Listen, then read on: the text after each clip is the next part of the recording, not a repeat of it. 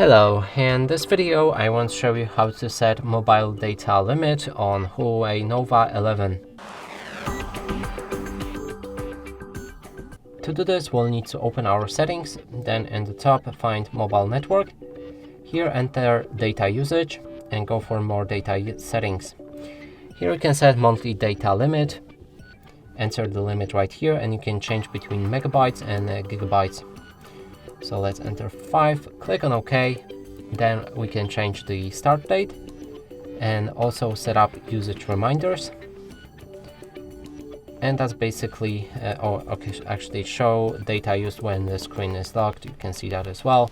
And that's it for this video, hope you like it, please consider subscribing to our channel, leave a like and a comment below.